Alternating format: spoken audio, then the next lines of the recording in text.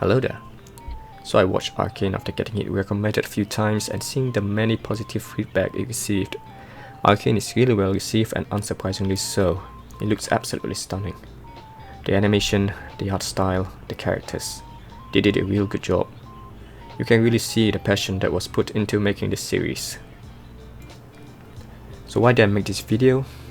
It's because I found the story or plot progression to be pretty bad objectively. I've never made a video before in my life because usually other people who are leagues better than me at giving reviews or critics would have made a video about it or discussed the topic in a podcast. But for Arcane, it almost feels like it flew under the radar in terms of getting called out for its negative aspects. I mostly only see or hear positive things from both casual watchers and people who are usually more critical about these kind of things. Even a few negative reviews I've watched don't actually go into detail that even I'm not convinced by them. So, I was slightly annoyed. Not pissed or angry, just slightly annoyed that most people are calling the show a masterpiece, singing high praises while ignoring how much the issues actually affect the story quality. Same goes for the few who says that the show is bad but fail to provide supporting evidence to prove their point, or they just gloss over the bigger issues of the show. I really feel like I need to get this off my chest, to share my thoughts on the show that, in my opinion, objectively, Arcane's story foundation is only as strong as a massive bundle of sticks.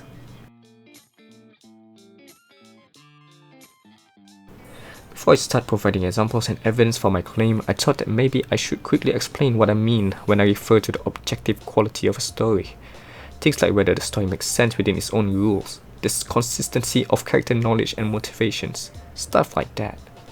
A quick example would be if Superman was killed getting shot with a regular old bullet, no kryptonite involved. That would be objectively bad. No matter how impactful the scene was for the story, it goes against the rules of that world.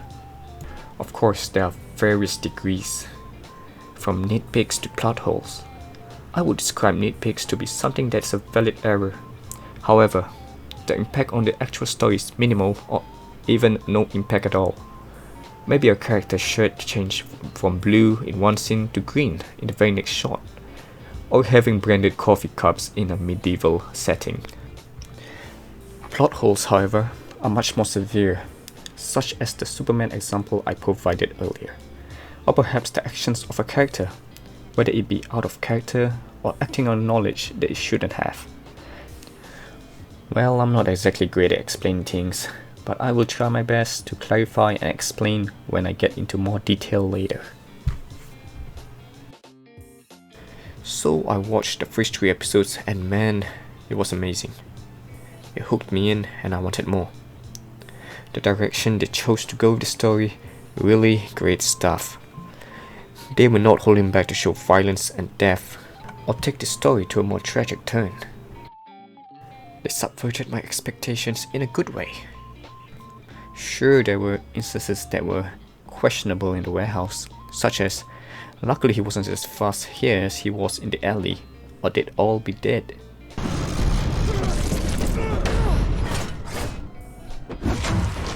Wait. Or she should probably be seriously injured with the way she fell from that height. However, I would say the scenarios were still believable, at least in my opinion.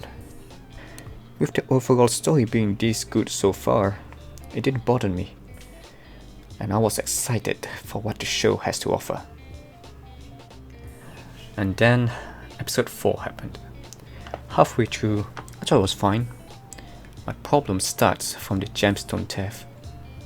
Now this particular event was one of the main reasons why I mentioned earlier that the foundation for Arcane's story was not very strong.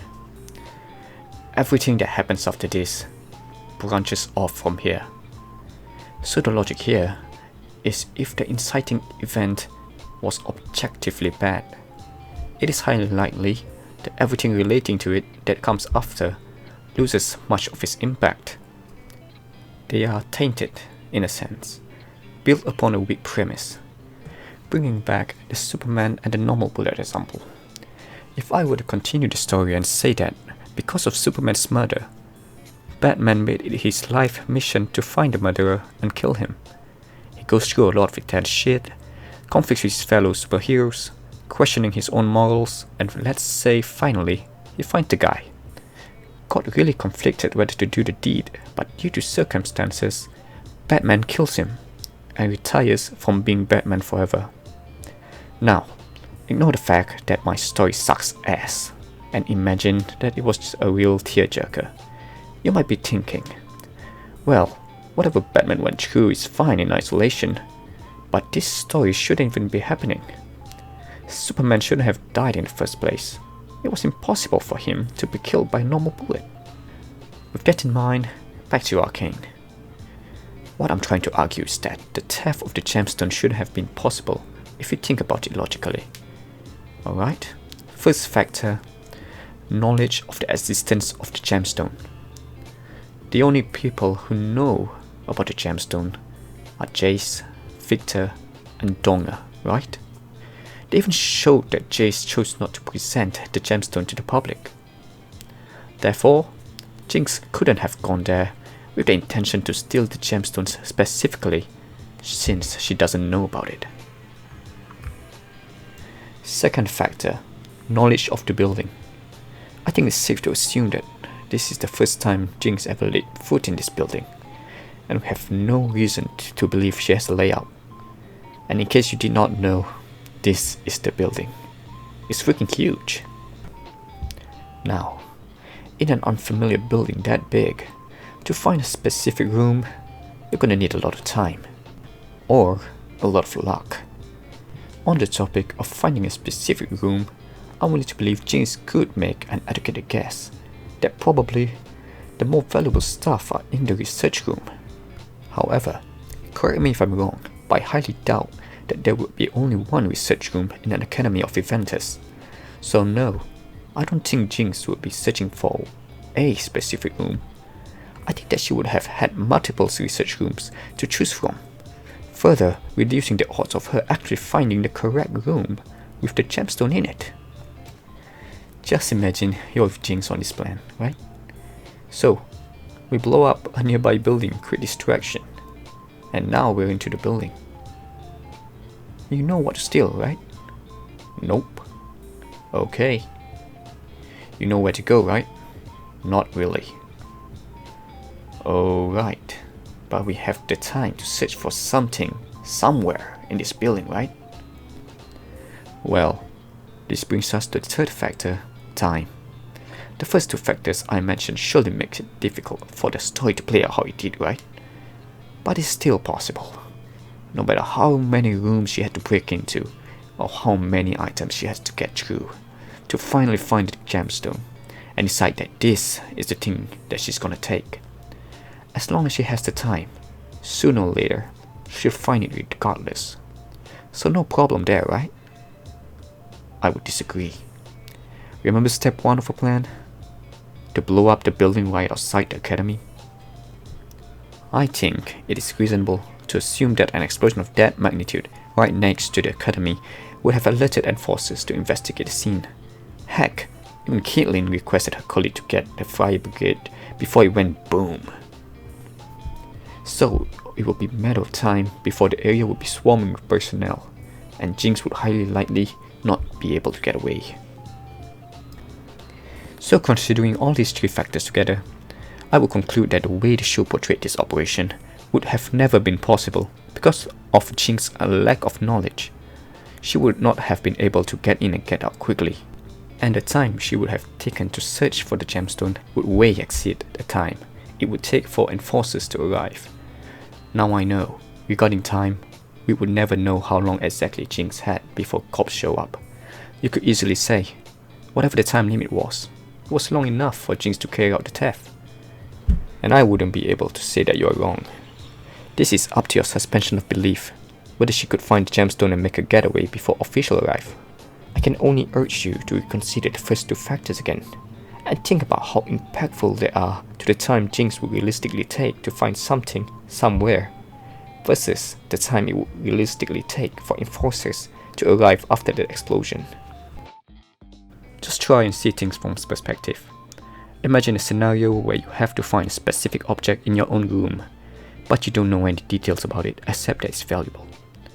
Let's also say the object cannot be hidden in secret compartments and whatnot. It will also be placed like any other normal item. Give yourself an estimation of how long you think you would have taken to do that. Now change the scenario up a little. Instead of your room, make it your whole house. Keep increasing the difficulty.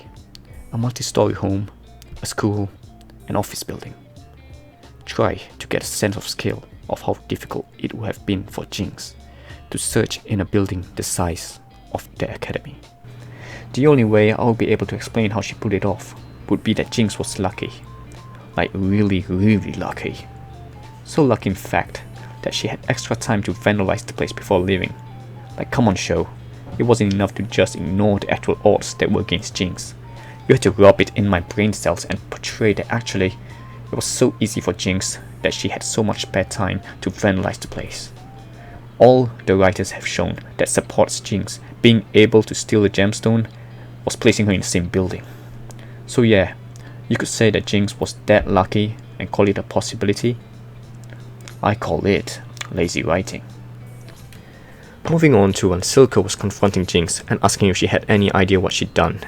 The way she says, "Actually, I do." really rubs me the wrong way. As if she either knew about the gemstone, which is impossible, or she just knew that somehow everything will work out for her. Like she was in the writer's room and knew what the outcome would be.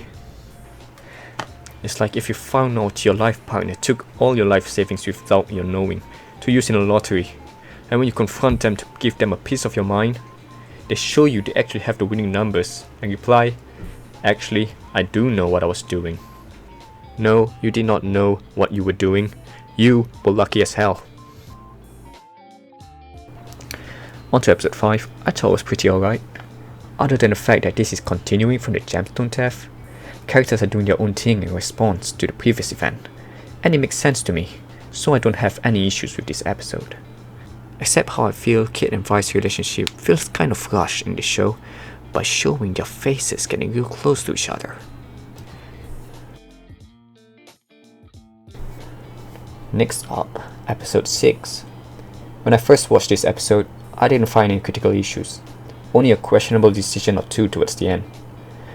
But I was rewatching this episode a second time, a third time, to see whether I missed anything important. You know the scene when Jinx interrogated Sevika? I found myself asking, why is Jinx doing this again? Think about it. Why did Jinx went to the length of booby-trapping the room, waiting there for Sevika, tying her up and then threatening her at knife point to spill the beans? You could say, well, it makes sense. She wants to find out whether one of the girls they were grabbing was Vi, right? Well, let me try and explain why that cannot be the case, and why this sequence is actually bad writing. Okay, so first, let's quickly go through this bar scene and see what Jinx knows or learns. She noticed that there's a commotion going on and proceeds to ask Tarum, or Chuck, what's going on. Chuck then tells her that they're grabbing some girls who got in a fight with Sevika and they beat her up good. When asked who the girls were and why she wasn't invited, Chuck says he doesn't know. So let's try and list the facts of this situation. Number 1. Jinx learns that some girls got into a fight with Sevika and they beat her up. Number 2. The boss then got his men to find and grab those girls, and that Jinx wasn't mobilized for this operation. Number 3. Jinx doesn't know who those girls are. And number 4. Jinx believed that Vi is dead. The only important character who knew Vi was alive before she came back was Marcus. I do not see how all this would result in Jinx doing what she did. There's no reason why Jinx would be so invested in this or feel suspicious about anything. Let's tackle the points. So, Sevika got into a fight and beat up by some girls. I know Sevika is strong, but why would the fact that she was beat up raise any suspicion? What? Don't tell me no one can beat Sevika in a fight. Jinx doesn't even know the context of the fight. Was it a fair one-on-one fight? Did he gang up on her? Was she ambushed? How many girls were there anyway? Do you think Jinx would think, Oh, so Vika was beaten up? The only person who could have done that is my dead sister. Do you realize how nonsensical that line of logic is? You might say I'm not being fair and giving an extreme possibility. I really do not see how Jinx would give two shits about some randos beating up Savika.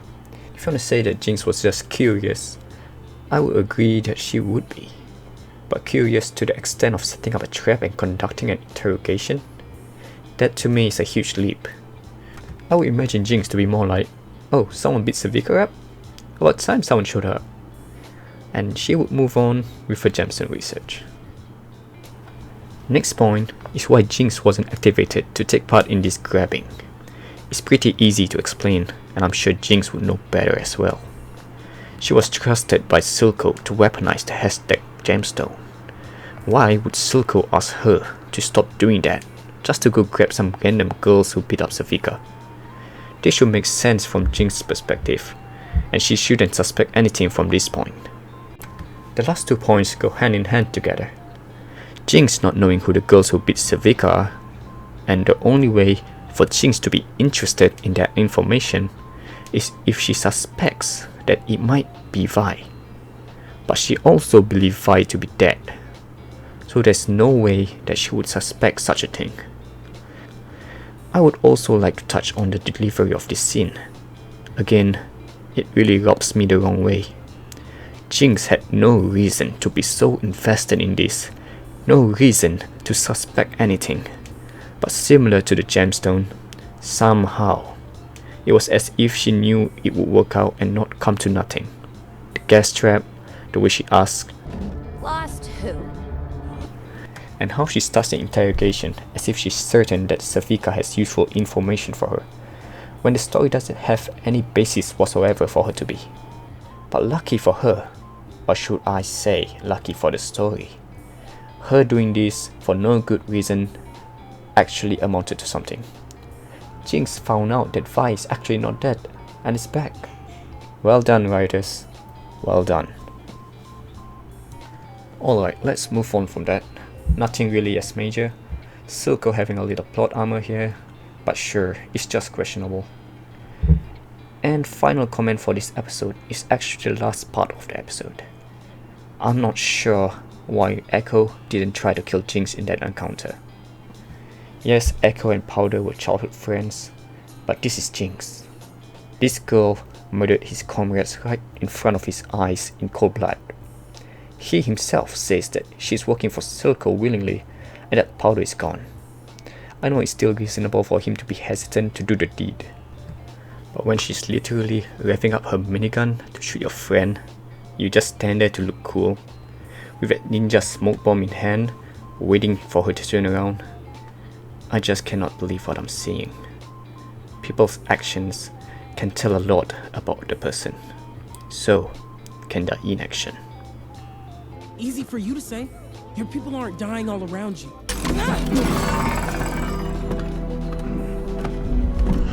Take her.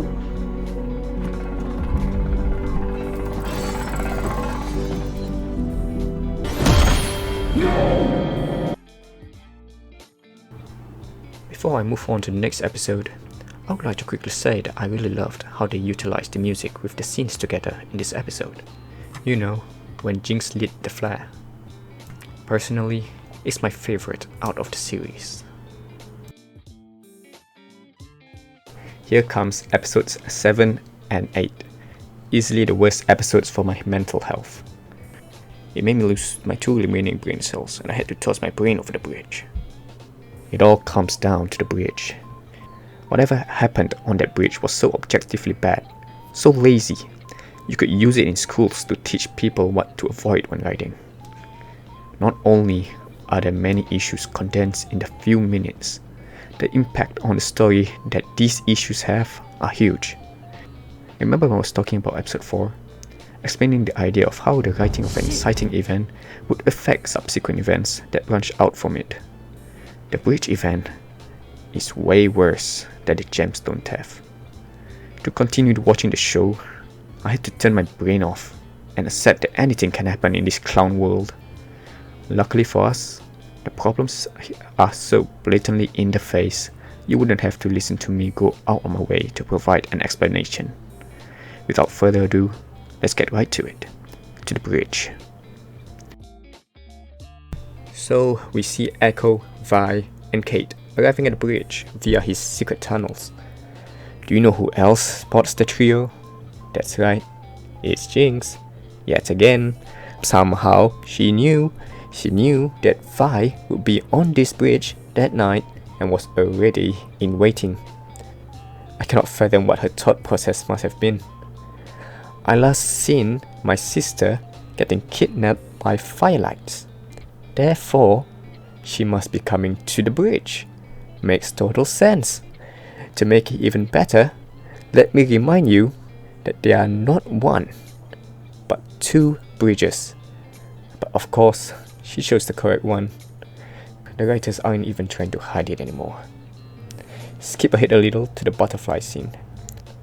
Nothing major here. Just wondering how she managed to carry all these butterflies around. Quick sidetrack. On the topic of these butterflies, and this is purely my subjective opinion here, I know they've been foreshadowing these butterfly bombs since episode 4, but seeing the way they operate, they don't really feel like a Jinx type weapon to me. Most of her gadgets have this mechanical and crude feel, like her wind-up monkey bomb when she was a kid, or her chomping grenades and explosives. You can see how it functions, they're straightforward. But for these butterflies, I really cannot tell how she controls them to go where she needs them to go. The way they fly and land on objects looks so natural. It feels too magical for Jinx. Well, enough of my opinion. Let's continue. So after the butterflies go off, everyone died except for Kate. Ah yes, this is my favorite part. Do you want to see a magic trick? Now here, this is a gemstone canister. As you can see, to open it, it requires you to use both hands. One to hold it in place and the other to twist the gear. Now, let's see how the scene plays out, and let's pay attention to the canister. So, Jinx picks up the canister and slings it on her shoulder. She then spots Vi and Kate and can't believe support Vi is a thing. Kate then proceeds to spam the taunt emote, which causes Jinx to tilt, and she begins to fire her minigun. Echo ganks and knocks away Jinx's minigun. Jinx responds by firing her pistol at Echo. Echo charges at Jinx anyway and snatches the canister from her.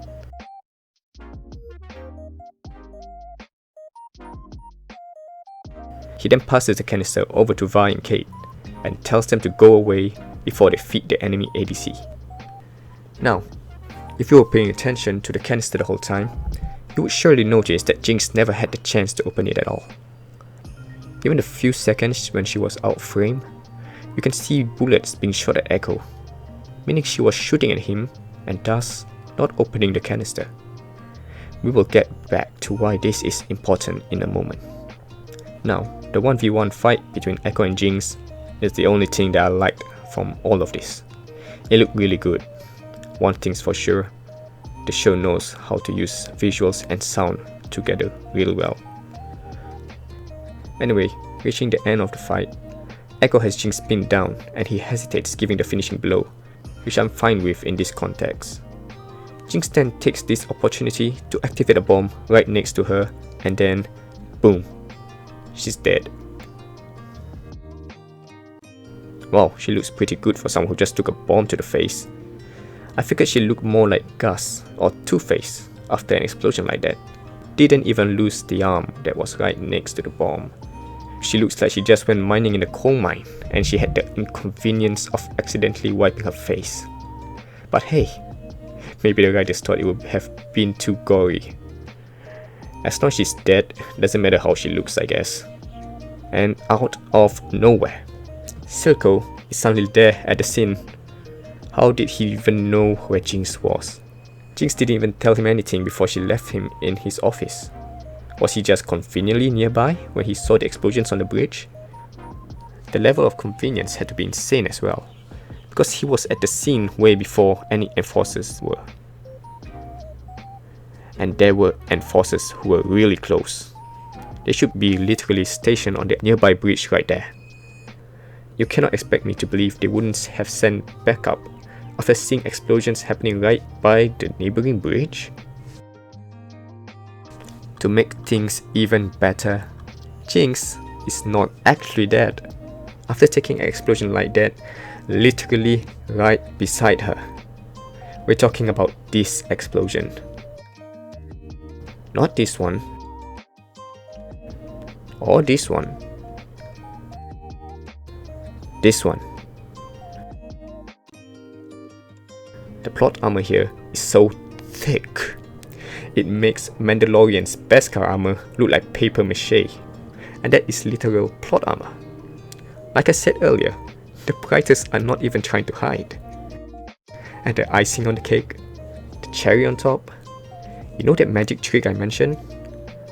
Of course, somehow, the gemstone is in Jinx's hand.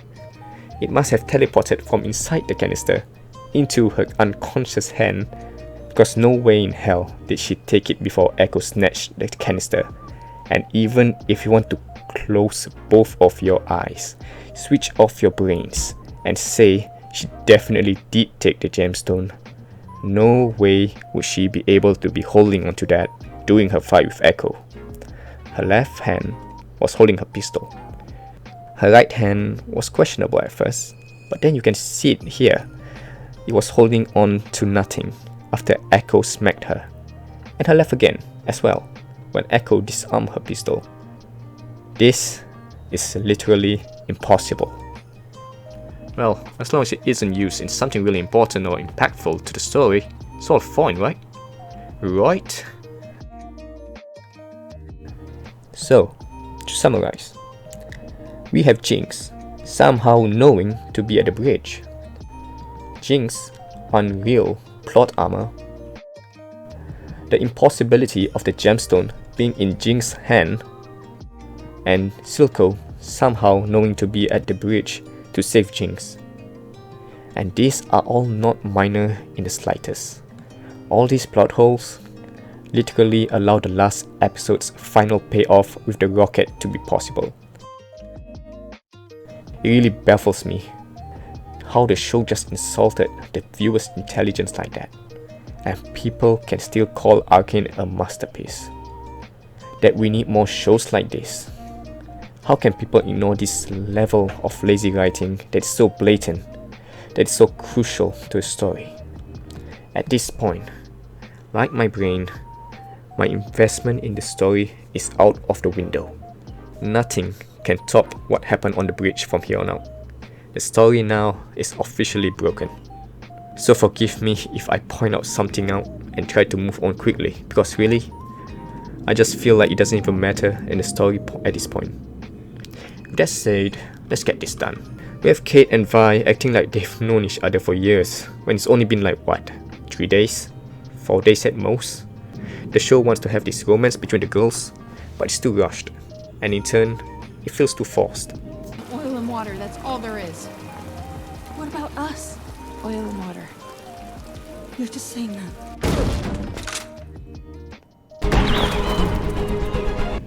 We have Vi just appearing in Jayce's workshop because anyone can just walk into here, apparently.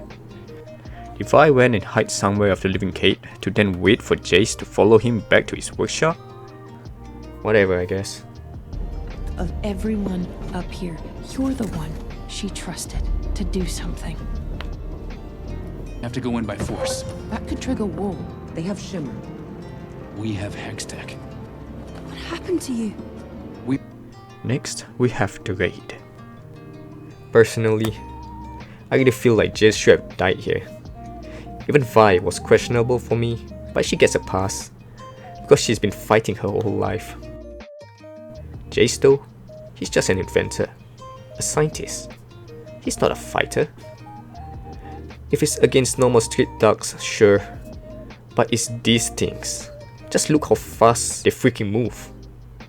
Of course, they become slow-moving zombies when they surround Jayce, instead of just rushing him like the rest of the enforcers. But hey, I would be afraid of plot armor too if I were them. Of course, I know there was a similar situation like this in the warehouse in episode 3, where Deckard moved slowly towards Vi instead of being fast like he was in the alleyway. And I said I found that to be believable, but not for this. They are similar, but different enough. Let me explain. For starters, the show haven't pooped on my 2 brain cells and it was still good at that point, so that's a good start. The next difference is that for the warehouse, we don't see Deckard spinning around after he transformed yet, so it could be argued that perhaps the shimmer have not taken full effect. But for these bozos, they are clearly shown to be able to move really fast already when dealing with the enforcers, but they just chose not to do so for no reason when it came to Jayce. We then move on to the Caitlyn shower scene. Starts out noise. Then we get the flashback, which again, you've only known her for a few days, Caitlyn. And we finish with the writer's favorite walking plot device, Jinx, just there, behind Kate. Like seriously, how did you get in here? How did she even find out where Caitlyn lived anyway? All Jinx knows about Kate is her first name, and that she's an enforcer. She doesn't even know Caitlyn's a Kiraman. But whatever, don't really have to think about it too much. I'm skipping ahead a little here, but I just find it hilarious imagining Jinx dragging Caitlyn's unconscious body across Piltover all the way back to the Undercity without anyone noticing. And so we've reached the final episode. Continuing from episodes 7 and 8, Lighting Disaster on the Bridge, and a cliffhanger involving a teleporting Jinx, you could say my expectations were pretty low. But I got this far, might as well see how they conclude the show. First half of the episode was fine, no issues with it since there's no gemstone or Jinx in them. I just have mixed feelings about Jayce's decision about granting Undercity's independence to become the nation of Zorn. Not that it doesn't make sense to do it, it does to a certain extent. But giving the nation to the drug and crime lord who contributed making the Undercity in that state in the first place is a little questionable on Jayce's character. Instead of trying to help heal the Undercity by sending aid, improving the living conditions of the Undercity citizens, or cracking down on the drug abuse and the crime lords, Jayce just chose the easier way out for his own personal reasons. He accidentally killed a child with his own hands and now he's like, screw this, I don't want to be responsible for the Undercity anymore. Let me emphasize this is all Jayce and not the council. I chuckled when Jayce said he was trying to save Silco and the Undercity from annihilation, when he said the Undercity wouldn't stand a chance. Either he was bluffing or just delusional, cause I think he forgotten how his whole platoon of enforcers didn't even stand a chance against the enhanced Shimmer dudes. The enforcers were the one who got annihilated. Jayce is only alive because of Vi and plot armor. Jayce also straight up lied about the council being the one who couldn't care less, when it's in fact himself. The council were the ones who still wanted to attempt at peaceful negotiations to avoid further bloodshed. Jayce, you don't know war. I do. It must be our last resort. There may be a diplomatic solution. She's right.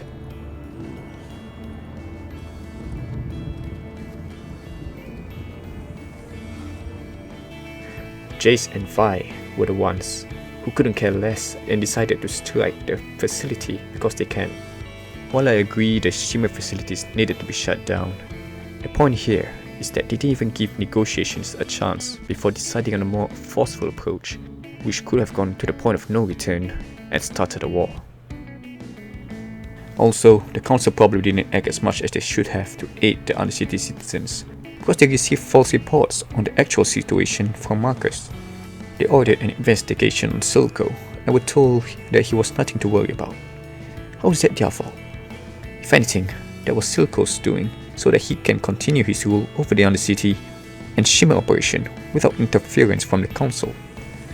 If there are viewers who believe Jayce's claim just because he said so, and think the council are the actual bad guys, I'm sorry, but you might need to rewatch the show. Yes, some of them are pricks. They do get illegal goods through corruption, and they fail at their jobs to spread the prosperity to the other city. But that's all the bad I can think of. That's nothing compared to the travesty to people's rights that Silco, Jinx, and their gangs has done. Distributing drugs to their own people, killing innocents, child labor. And I really wonder what Jayce's thought process was when he said he and the council were not fit to govern the Undercity. He basically said, we didn't put enough effort to help the Undercity civilians before. So instead of changing that and aid them, attempt to repair the relationship between the two sides, and slowly build trust, it's too late for them to do all of that now. So let's do the same thing that we have been doing previously, and not help them. Also, let's give the Undercity independence to Silco, so that he can continue his rule, which again, wouldn't change anything for the Undercity civilians. But hey, don't worry. I told him to stop the shimmer production. He would definitely keep his word even after they have sovereignty. So then like what? The most valuable and profitable resource they have? They can definitely prosper with mining or something. Like I said earlier, the deal makes sense from Piltover's point of view. You don't really lose anything except the governance of the Undercity, which they've shown to not do much with anyway. And war is averted, at the cost of forsaking the Undercity civilians to the mercy of Silco's rule. Funny thing is, from the faces of the councillors they do show, you can see how displeased they are even when they're voting for it. But Jayce and Mel, they're smiling wide, as if the show's trying to say that what they're doing here, this was definitely the right choice. You'll discontinue the production of shimmer. Definitely. High five.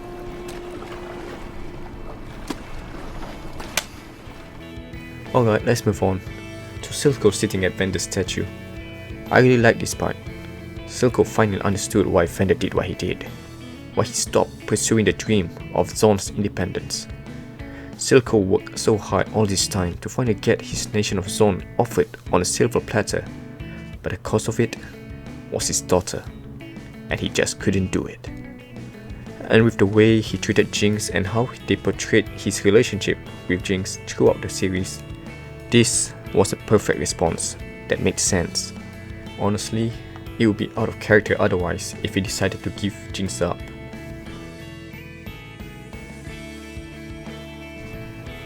So imagine my surprise when out of nowhere, Jinx is right there behind the statue. This is the second time she knew where someone was and teleported behind them. But what I do not understand is why in the world did Jinx kidnap Silco? Why did she say later that Silco was going to stab her in the back, when clearly, from what he just said to himself, while not knowing Jinx was there, was that he got offered everything he ever wanted, that he would lose all his problems, but the undoing of all that was his daughter, being Jinx. Unless I interpreted what Silco said wrongly, then sure it makes sense that Jinx would be angry at Silco. My English isn't the best, so I might have possibly done that. But if it was Jinx who was the one who misunderstood Silco's words, that is seriously pretty lame, man. Next we have Vi vs Sevika. It was pretty neat. I was just amazed how Sevika's inside didn't turn into powder and mush when Vi directly punched her with the gauntlets. But sure, it was a nice fight. But what happens after the fight? I couldn't believe my eyes. I lost it when I saw Jinx. Once again, she knew where Vi was and she teleported behind her. This is the third time now. What is this? Alice from Batwoman? Is Alice gonna be sitting in the back seat of the car? Oh my god! Oh my god! I was. They never have. people getting into car scenes without fucking something gonna happen in it. Why else? How did she get in here? How stupid are you? You've got them fooled. It's like if there was a Bon Jovi concert and you wanted them to leave, How so the you brought fuck Bon did she Jovi. get up here? Man, her teleporting powers got insane. Yeah. Wait, What? Why are you here? Oh my god, Alice! What the fuck? She's a staggering villain. Ultimate teleporting powers. What's uncanny is that both of them have the similar trait of being mentally unstable, Harley Quinn type-ish characters. Like, do the writers think that as long as the character is mentally unstable, the logic and writing around them doesn't have to make sense? Anyway, it was hilarious. Never would I imagine early on in the series would Arcane remind me of Batwoman, of all things. What'd you bring me? Anyway, Jinx knocks Vi out and brings her to the final stage, the tea party. We are gathered here today by the result of bad writing. We have Immortal Jinx, the impossible gemstone, and the three amigos who were all kidnapped by a teleporting map hacker. My investment in the story is at an all-time low now, but I'm not gonna lie.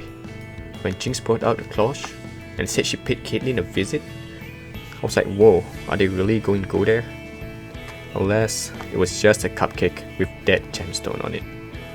Understandable, a hit on the plate may have been a little too much, but man, he could have explained how Jinx managed to bring Caitlyn all the way from Piltover to the Undercity. You know, being more portable and all. Then we have Silco, who again, I have no idea why Jinx kidnapped him in the first place. She says he was gonna stab her in the back like he did Vander, but his words at the statue meant the complete opposite. And that was him talking to himself without knowing Jinx was there, so he must have been genuine as can be. I guess Jinx just misunderstood, or she just plain random crazy now. She also got confused about Silco's knowledge about Vi, saying he knew Vi didn't abandon Jinx all along, calling him a liar yet again. The show trying real hard to put it in the viewer's mind that Silco is a liar. Just to set the record straight here, first thing, Silco never betrayed Vander or stabbed him in the back. They were not on the same side. To betray someone, they would have to put trust in you in the first place. It's like saying Captain America stabbed Red Skull in the back when he defeated him. Secondly, Silco never lied to Jinx about Vi abandoning her. All he knew was that Vi left Jinx in that alley, and she died according to Marcus. He didn't see Vi turning back to get Jinx.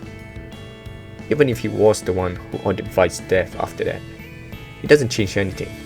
He was gonna kill Jinx and Vi, anyhow, after the warehouse incident. Except for Jinx, he saw himself in her when she too was betrayed by her older sibling, so he changed his mind and took her in instead. He only found out Vi was alive after she came back at the end of episode 5. In episode 7, he explained to Jinx that Marcus didn't tell him the truth, in which Jinx responds, but you found out she came back. You lied. Again, I have no idea what lie she is referring to. If she meant that he didn't tell her, I'm sorry, but that's not a lie.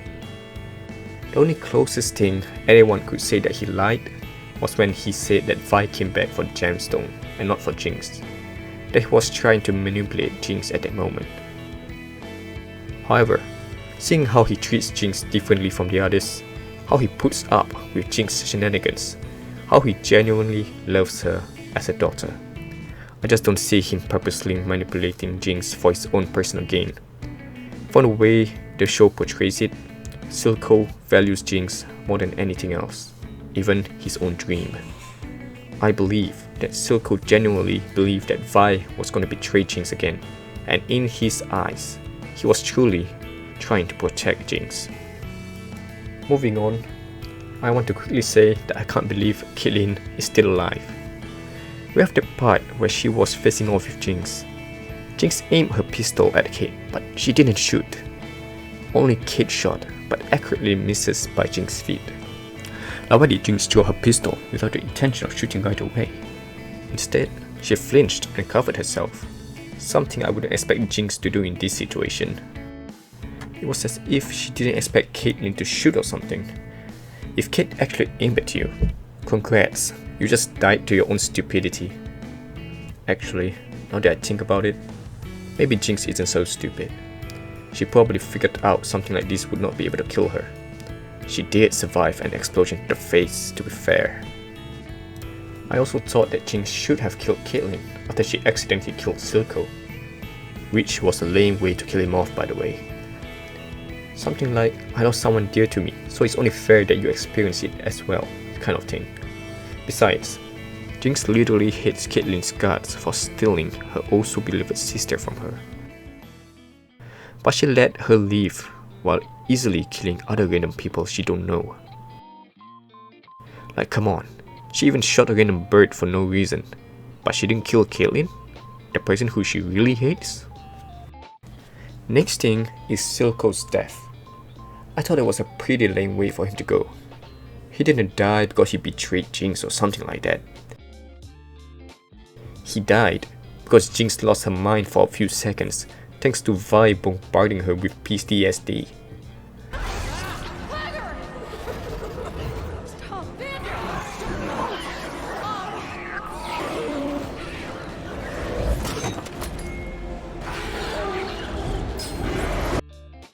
Even Jinx instantly regretted shooting Silco after she gained back her senses.